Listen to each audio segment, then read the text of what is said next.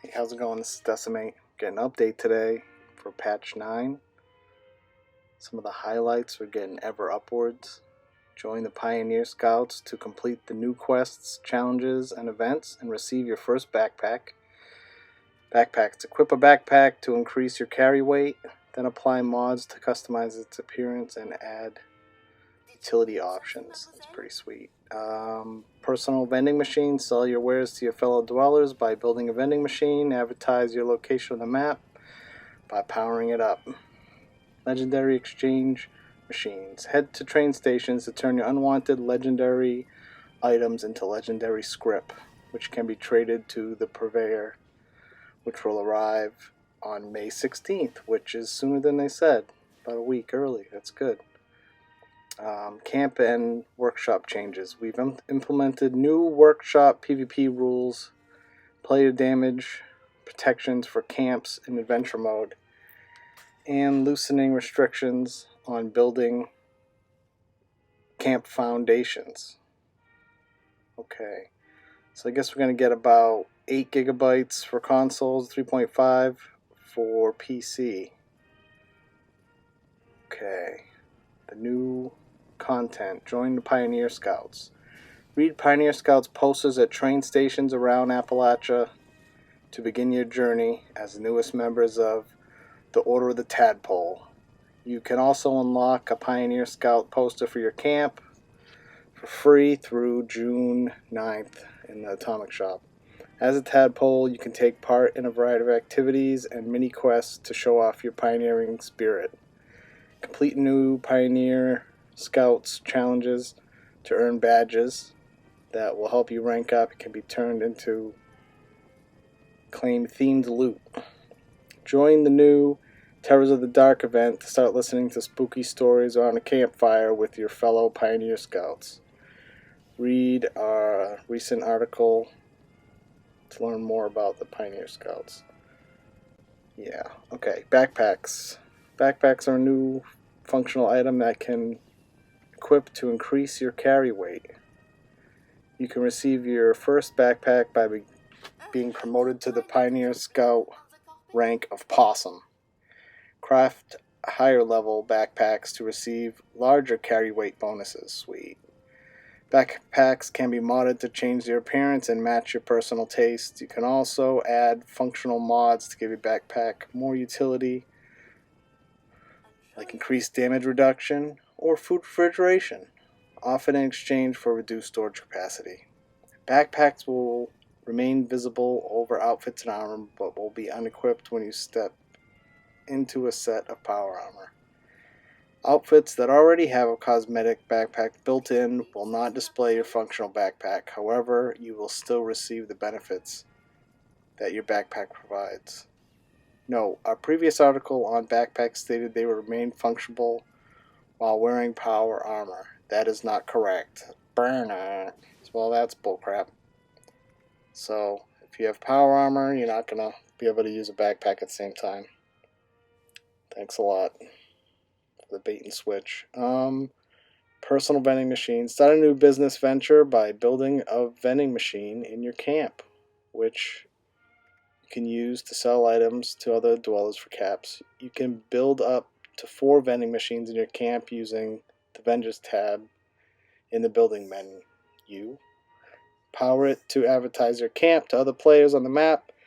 Players can also fast travel to camp that's offering vending and appear on the map. Up to 30 individual or stacks of items can be assigned to any vending machine at a given time.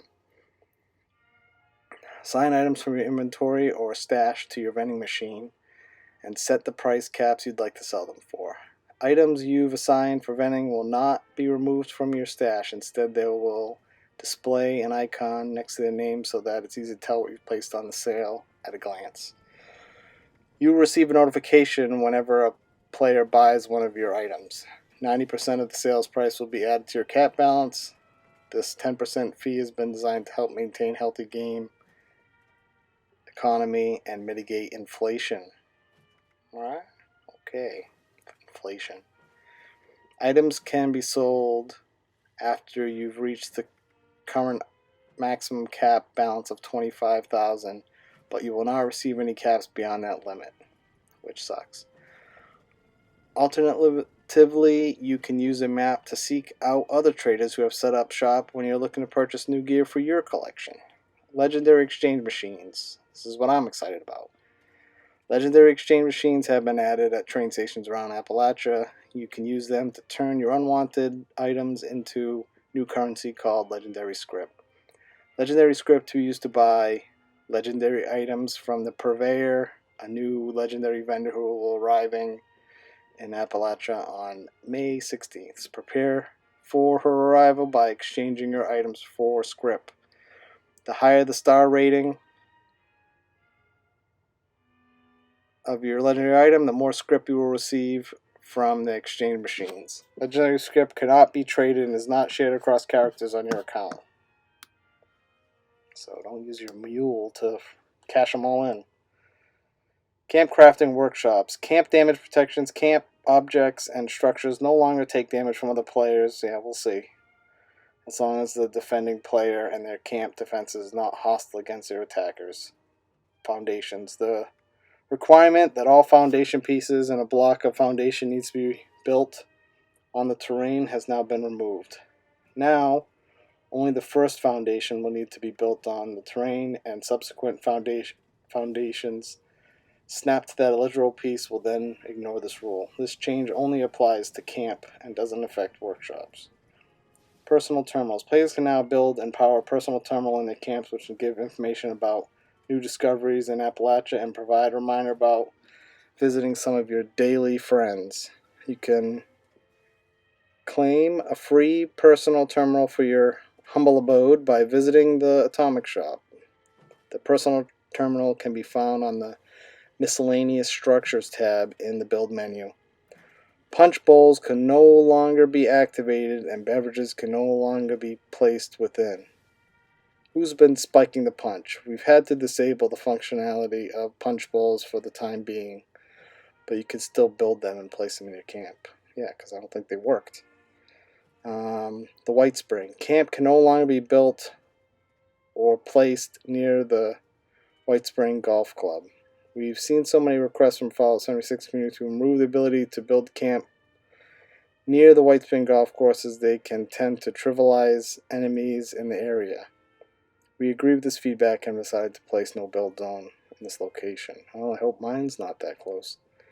PvP, Workshop PvP. The following adjustments have been made to the rules of Workshop PvP. Workshop owners must now enter the bounds of the workshop before they are placed in PvP with the contesting players. That's good. Workshop turrets no longer attack a wanted player unless that player is contesting the owner's workshop. Players that are not actively contesting their own workshop cannot damage the objects built there. Design and balance. Ammo. Flamer fuel created via crafting increased from 5 to 20. Cryo cells created via crafting increased from 15 to 25. 15 fast travel. A 15-second timer will now appear when attempting to fast travel while enemies are nearby. The player will now automatically fast travel to the selected location when the timer expires, as long as they are not hit by an enemy during the countdown. That is kind of weird, but okay. Hunting rifle. Increase the damage bonuses provided by the prime and 50 caliber receiver mods. Nice. These mods now respectively grant the highest and second highest damage increases of any hunting rifle receiver mods. Plasma guns. Damage increased by 30%. Enclave plasma guns. Damage increased by 10% to 30%. These plasma gun changes do not apply to the Gatling plasma. Damage increases tended to address drawbacks to plasma weapons that split damage evenly between ballistic and energy damage types. The Gatling plasma only deals energy damage and is already one of the higher DPS heavy auto weapons. Legendary armor effects. Sentinel, Cavalier, and Assassin legendary effects now have a 75% chance to apply during combat. Also fixed an issue that could cause the legendary effects to double when using certain equipment combinations. Dev note: prior to this rebalance and bug fix, combination of these legendary items could make players effectively invulnerable from damage, particularly in combat with other players. Loot: the legendary drop rates for the Gatling gun and Cryolator have been adjusted to better match all other weapons. Nice. Nuka Shine: several new wake-up locations have been added to Nuka Shine.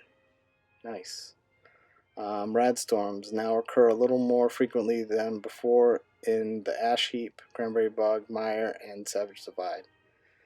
Dev note: we've been reading your feedback that radstorms were too rare, especially when it comes to completing radstorm-based challenges. They will occur a bit more often than they did prior to this change, but they will still be somewhat rare. Additionally, as of patch 8.5, nuke zones count towards radstorm challenges. Nice. Quests and events. Oh, stuff is falling over. Bureau of Tourism. This has been promoted to a full main quest. When players are pointed to begin Bureau of Tourism, and now display a full quest banner on the screen. Dev note: for new players, exploring the Toxic Valley is an important step in progressing through the game. You wanted to make sure that players have clear pointers to this level of appropriate content.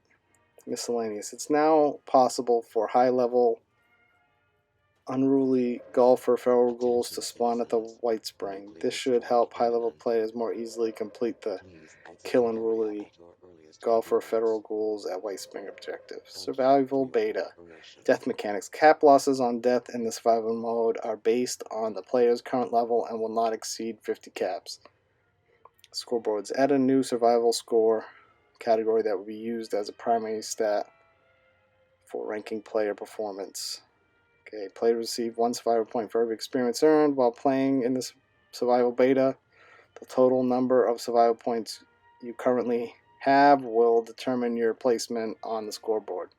The 3 players with the highest survival scores will be highlighted on the map. On death, your survival score will be reset to 0. When you kill another player, 75% of the survival points they had prior to death will be added to your score. For example, if your survival score is 500 and you kill a player whose score is 1,000, they will lose all their points and you receive a 750 for a new score of 1250. Bug fixes. Art and graphics. Characters. Female dwellers' shoulders no longer clip through the vintage linen coat. Okay. Characters. Biv's treads no longer appear to jitter when he stops near the entrance of the Nuka Shine basement. Enemies. The sheep squatch now has a proper animation for crawling and standing up after its legs have been crippled. Okay. Mirelurks are no longer missing gore when dismembered. That's weird. Fixed a visual issue that could cause feral ghouls to spawn wearing too many clothing items.